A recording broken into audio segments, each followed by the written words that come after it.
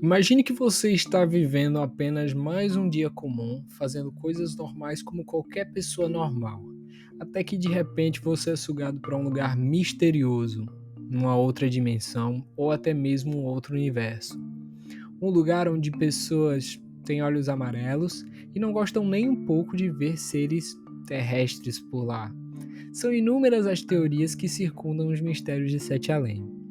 Então hoje, eu convido você a mergulhar nas teorias mais ousadas e questionar tudo o que pensava saber sobre o mundo ao nosso redor.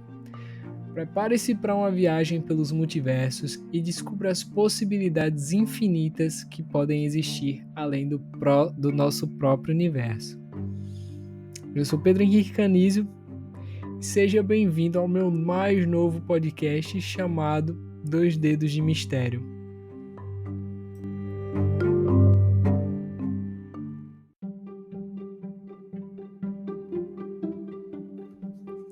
Bom, pessoal, essa era a grande surpresa que eu tinha para vocês. Eu sei que eu demorei um pouco para revelar porque eu queria planejar tudo direitinho.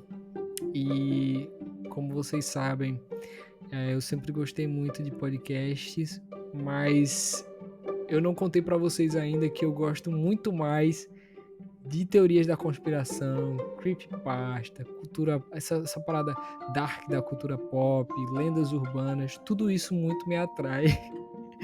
E eu sou muito fã de outros podcasts do mesmo estilo, eu escuto muito. Então, eu tô trazendo aqui para vocês algo que eu acho que eu vou me deliciar, porque eu gosto muito de falar sobre essas coisas. Eu espero nos próximos episódios poder trazer mais gente, porque a graça mesmo do podcast é sempre trazer mais pessoas. Mas por enquanto, nesse primeiro episódio, como é mais uma introduçãozinha, eu vou fazer aqui para vocês, eu espero que vocês gostem. E o tema de hoje é um tema muito abrangente, é o tema de Sete Além. Eu sei que ele não é um tema novo, é um tema bem antigo, para falar a verdade, da época do Orkut. Só que tem vários vídeos no YouTube e TikTok falando um pouco. Eu fiz uma pesquisa e eu vou trazer para vocês. Eu espero que vocês gostem muito, tá bom? Esse era o recado e agora vamos pro tema.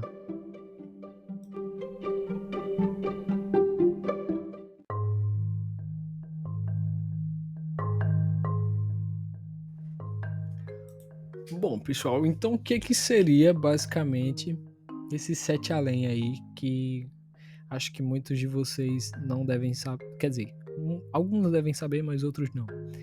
Então, supostamente, a Sete Além, ele seria uma outra dimensão, né? Uma espécie de universo paralelo, ou uma realidade alternativa, assim, que coexiste ao mesmo tempo que a nossa própria realidade. Então, basicamente, se eu existo aqui, possivelmente eu também existo em Sete Além. E se você existe aqui nesse universo, você também existe lá.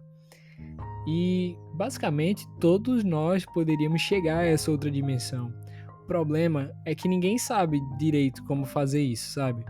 Tipo, existem alguns relatos de rituais, mas ninguém garante que vai funcionar, entendeu? E o lugar ele é bem parecido mesmo com a nossa realidade, só que de uma forma assim mais obscura, sabe? Uma forma mais esquisita. Por exemplo, nos relatos que eu li, alguns, eles contam que o lugar ele tem uma aparência obscura, suja. Além de que as pessoas que vivem lá, elas têm algumas características, tipo, um pouco diferentes da nossa, sabe? Como, por exemplo,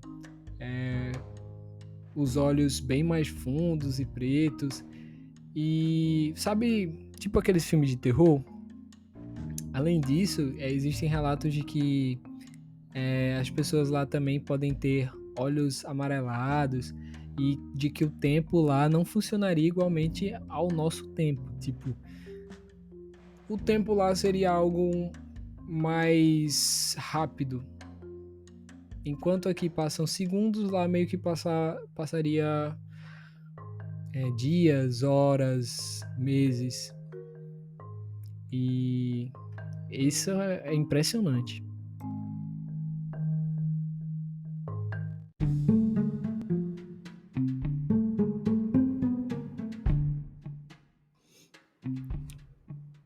Na década de 90, eu voltava da faculdade diariamente por uma avenida movimentada e sempre pegava qualquer ônibus que descesse a tal avenida. Não importava o ônibus, porque o importante era chegar perto do metrô que ficava no final da avenida. Um certo dia, peguei um ônibus qualquer, lotado e comum, como sempre fazia na avenida e segui. O trajeto costumava levar meia hora e eu aproveitava para ler. Em dado momento, uma mulher me cutucou e disse: "Você não vai para Sete Além, vai?" Eu, confuso, não entendi nada. Ela voltou a falar: "Esse ônibus vai para Sete Além, é melhor você descer." Eu sorri para ela e olhei para os lados. Juro, todo mundo tava me olhando. A outra mulher falou: "É, vai, desce, moço." Um cara acenou positivamente com a cabeça. "Desce aí." O cobrador gritou para o motorista: "Vai descer." O ônibus parou e eu, obviamente, desci, sem entender nada. E até meio acuado.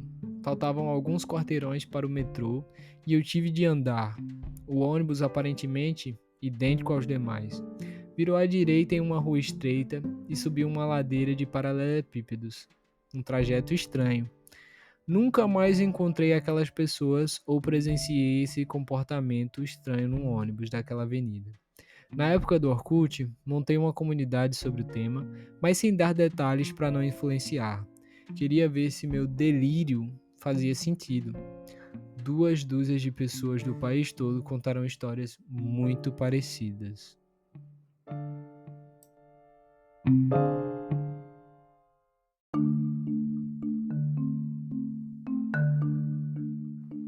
Bom, pessoal, esse foi o relato de Luciano Milici, que acho que foi uma das primeiras pessoas a expor o tema Sete Além.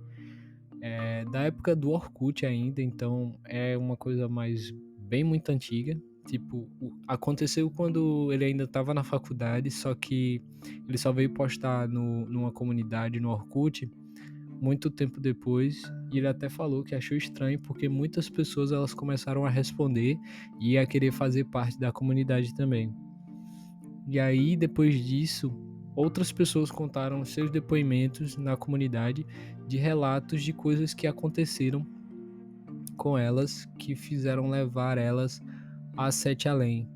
E essa é a parte mais esquisita, porque depois de ler esse relato aqui do Luciano, eu percebi que isso facilmente aconteceria comigo, porque quando eu tenho que ir para a faculdade, eu pego, como já é uma coisa rotineira, eu já sei basicamente o ônibus que tem que entrar. E só que eu me imaginei nessa situação. Imagina você entrar num ônibus e ter um bando de desconhecido assim falando: "Ah, e aí? Você não vai pra Sete Além. Você não é daqui. Desce." E você ficar sem jeito, sem saber o que fazer, sem, sabe? Meio que ter que descer, né, daqui, porque todo mundo tá mandando eu descer, então eu vou ter que descer.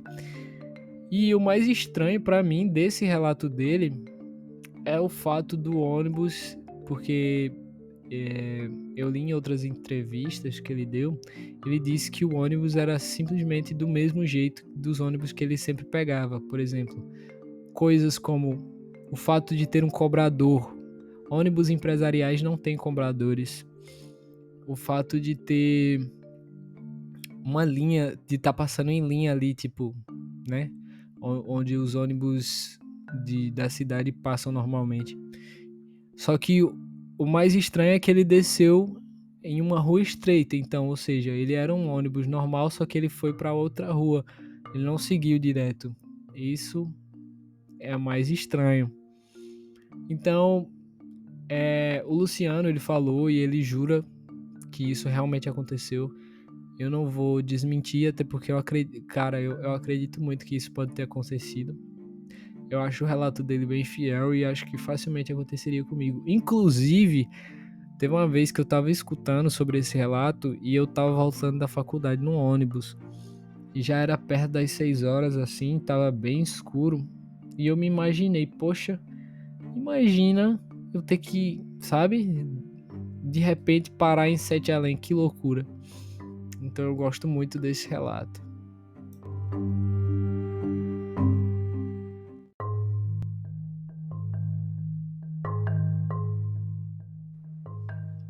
Aconteceu essa semana, pessoal. Eu tava vendo televisão, minha filha Patrícia, de 7 anos, estava brincando na sala. Ela fez um risco em um papel e falou: Mamãe, falta isso de dias para eu ir na festa na casa do papai. Ela estava certa. Faltava um dia para a tal festinha. Antes que eu falasse algo, o telefone tocou. Bem na hora da novela. Atendi com raiva, principalmente porque a extensão da sala estava quebrada e eu tive que atender no meu quarto. Era um homem com uma voz estranha, muito grossa e áspera. Senhora Antônia? A senhora é a mãe da menina Patrícia? Sim, sou eu. Quem quer saber? A senhora precisa ir até a escadaria do condomínio buscar sua filha. Escadaria? Que escadaria? Qual condomínio? Eu não sei, senhora. Ela não estava vestida com a camiseta verde quando desapareceu? A senhora pode ir até a escadaria do condom. Camiseta verde? Minha filha nem tem camiseta verde, seu maluco. Escuta aqui, vou ligar para a polícia, tá? Minha filha tá aqui na sala comigo. A gente mora em sobrado e não em condomínio. Fica passando trote essa hora, seu. O homem desligou. Corri até a sala e Patrícia estava lá, quietinha com seu caderno e um monte de giz de cera. Ontem, mandei a Patrícia para casa do pai dela, para a festinha. Coloquei nela uma blusinha cor-de-rosa e uma jaqueta por cima. Meu ex-marido me trouxe ela de volta à meia-noite. Patrícia me agarrou muito forte quando me viu. Perguntei se tinha ido tudo bem. Ela disse que antes de trazê-la, passou no prédio da nojenta da nova namorada dele. E que a Paty derrubou suco na blusa e por isso ele precisou pegar uma camiseta emprestada da filha da namorada dele. Isso mesmo, minha filha estava com uma camiseta verde.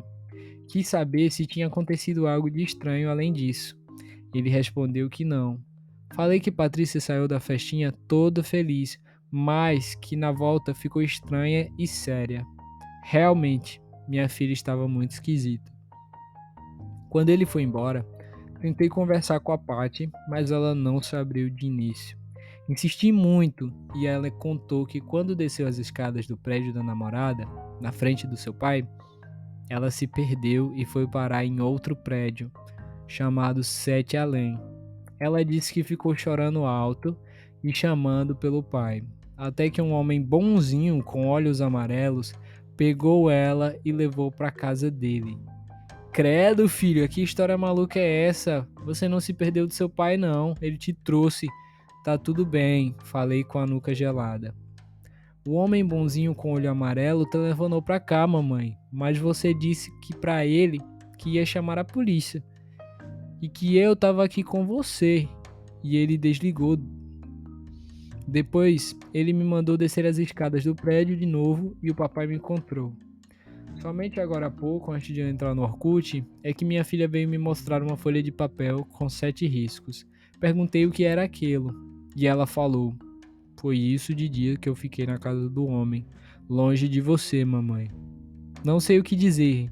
Minha filha passou apenas algumas horas longe de mim, mas consegue contar com convicção cada um dos detalhes dos 7 dias em que ficou hospedada na casa do homem bonzinho de olhos amarelos que mora em Sete Além.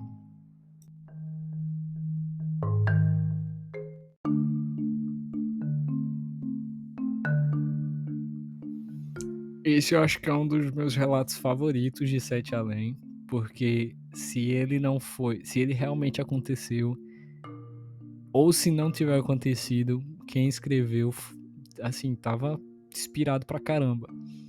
Eu gosto muito desse relato porque ele passa basicamente duas coisas. A primeira coisa que demonstra que Sete Além é diferente da nossa realidade é o fato do homem ter olhos amarelos, ou seja, ele é um homem bonzinho, né, no caso, porque ele ajudou a menina, só que ao mesmo tempo ele tem afeições diferentes do nosso, porque tecnicamente na nossa realidade aqui não existe ninguém com olhos amarelos. E outro fato é o tempo. O tempo ele passa muito, muito rápido aqui na nossa. Não, na realidade de Sete Além, ele passa muito rápido. Na nossa realidade, ele é mais devagar. A gente é perceptível quando ela fala que passou 7 dias lá e passou apenas algumas horas aqui na nossa realidade. Então, esse relato aqui é da Antônia, né, de 40 anos, e ela é enfermeira. Eu não sei, mas eu não vou dizer que é mentira, mas eu posso dizer que com certeza é um relato muito bom. Esse é um dos meus favoritos, porque desde a primeira vez que eu vi esse relato, eu fiquei muito intrigado, assim. O fato da menina ter trocado a camisa, e aí o cara tá ligando do futuro, tecnicamente, pro passado, enquanto ela ainda tava do lado da mãe. Esse relato é maravilhoso. Eu queria fazer apenas uma correção, que eu falei o nome do primeiro relato errado. A pessoa que escreveu é o Leonardo Milici, eu acho que eu falei Luciano. Então eu queria fazer essa correção aqui para vocês, tá? Outra coisa que... Esse não é um relato que eu trouxe aqui, mas eu já tinha escutado um relato sobre um rapaz que ele tava num prédio também. É sempre essa parada de prédio. Eu acho que... Eu queria saber se tem alguma coisa a ver com prédio. Não sei. Prédios, ônibus, é sempre locais onde geralmente as pessoas estão muito distraídas. Coisas onde, assim, ficaria fácil você se perder em outra realidade. E esse rapaz, ele entrava num apartamento e ele... Só que ele percebia que não era o apartamento dele, tipo, não era o prédio dele. E todas as salas que ele tentava entrar, ele não... Não, todas as portas que ele tentava entrar não eram abertas, eram fechadas. E ele conseguiu abrir uma e tinha uma senhora tomando banho. E aí ele perguntou, mas por que a senhora tá aqui? E na imagem que ele via basicamente muita fumaça. Sabe quando você tá tomando banho com água quente no banheiro e você percebe aquela fumaça toda assim? Não é fumaça, é tipo uma neblina, sei lá. E ele percebeu que tava muito neblinoso. E aí a senhora falou assim, pra eu sair daqui eu preciso me lavar, eu preciso tomar banho e ficar completamente limpa. E ele falou, mas quanto tempo você tá aqui? E ela falou, eu não sei, tipo, eu já tô aqui há muito tempo, eu era nova e envelheci aqui, e até hoje eu não consegui sair. E ela tava se esfregando com sabão. E aí ele passa pela porta e consegue voltar pro apartamento dele. Então, eu acho que esse relato aqui, ele é parecido com o fato de que em Sete Além o horário ele é mudado, sabe? O tempo ele não passa como aqui. Tipo, quanto pra gente passa alguns minutos, algumas horas, pra ele já é anos, já é dias. Então, esse é outro fato que me deixa muito intrigado nesses relatos de Sete Além.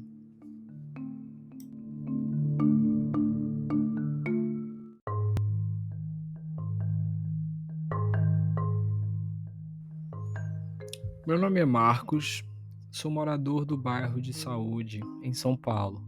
Quando me mudei para casa, encontrei um tambor grande dentro de um closet. Era um instrumento de 1,5 m de altura, com um raio grande. Nunca consegui identificar se era indígena ou africano. Na verdade, não parecia de lugar nenhum. A madeira era escura, dura, mas estranhamente leve, e o couro, em nome de Deus. O couro parecia pele de gente. Meu Jesus. Bom, nunca mexi naquilo, mas também nunca joguei fora. O fato é que na primeira festa que dei aqui, um casal de vizinhos mais velhos, aqui do bairro, perguntou sobre o tambor. Chegaram a oferecer muito dinheiro por ele, e eu concordei em vender, mas a transação em si ficou para outro dia. Naquela mesma noite após a festa, um homem tocou a campainha de casa. Ele se apresentou como filho do casal e pediu que eu jamais vendesse o tambor para os idosos. Ele me contou que o tambor era um instrumento ritualístico usado por uma seita antiga de São Paulo, recém-inaugurada. Essa seita usava o tambor para punir e premiar crianças. Funcionava assim: as crianças bonzinhas eram colocadas individualmente debaixo do tambor, então o sacerdote batia 2 vezes no tambor. E segundo as lendas, a criança sumia por 1 hora e depois retornava pelo mato. Essa criança felizarda dizia ter ido para um local feliz, com crianças belas, brinquedos, estranhas máquinas flutuantes, guloseimas e animais bizarros nunca vistos. Diziam brincar nesse jardim azulado, até que uma moça boazinha vinha para levá-la de volta por um caminho da floresta. A criança geralmente afirmava ter passado um dia inteiro nesse local maravilhoso, chamado Sete Além. Não importava a hora, as crianças diziam ter passado um incrível fim de tarde. Um homem contou que essa seita punia crianças levadas com o mesmo processo. Porém, o sacerdote batia 4 vezes no tambor, assim que a criança era colocada embaixo do instrumento. De acordo com as lendas, essa criança sumia por cerca de 5 horas e voltava por um caminho no mato completamente assustada. Apresentava geralmente arranhões, falta de cabelo. Eu não posso falar algumas coisas porque pode ser meio macabro, mas vamos lá. No nariz e permanecia traumatizada por muito tempo. Quando conseguiam narrar sem chorar, diziam ter ido a uma caverna ou a um pântano, cheio de pessoas histéricas. Algumas dessas pessoas estavam em profundo sofrimento, outras se divertiam. A criança era assustada com varinhas finas, em seguida era arrastada por uma carroçaria. Nossa, que pesado, hein? Eu vou poupar vocês dos detalhes. Obrigavam a comer animais, insetos, e zombavam da criança. Assustavam-a até que, no momento, um homem sujo com uma longa barba e unhas apodrecidas empurravam a criança para fora por um caminho da floresta. A criança dizia que havia passado de 3 a 4 dias no local e que sempre era noite. O local se chamava Sete Além e havia outras crianças lá que pareciam ser de tempo diferente. Após o homem me contar a história, ele implorou que eu destruísse o tambor e não vendesse aos pais dele. Segundo o homem, os pais dele é o antigo morador da minha casa e haviam tentado reviver a seita há alguns anos, e que, quando ele era criança, testaram o tambor com o irmão dele. O homem afirmou assim: meus pais colocaram meu irmão dentro do tambor, só que eu, sem acreditar na história e com a intenção de zombar das crenças dele, bati o tambor não 2 nem 4, mas 7 vezes. As luzes piscaram e ouvimos meu irmão gemer. O resultado daquilo foi que o irmão dele desapareceu para sempre. Saiu na imprensa da época e qualquer um pode pesquisar sobre isso. A família foi acusada de sumir com o irmão dele, mas não deu em nada. Bom, o fato é que não acreditei no homem, mas concordei com ele. Juntos destruímos o tambor, e no dia seguinte falei para o casal que havia deixado cair e quebrado. Nunca esqueci a história do homem e nem o nome do local sinistro. Sempre contei essa história para meus filhos, e quando eles viram essas matérias sobre Sete Além, vieram me mostrar, e é por isso que eu aceitei o convite para contar essa história para você, Luciano. É Luciano ou é Leonardo? Agora estou confuso sobre o nome do cara que fundou o Orkut, a página no Orkut.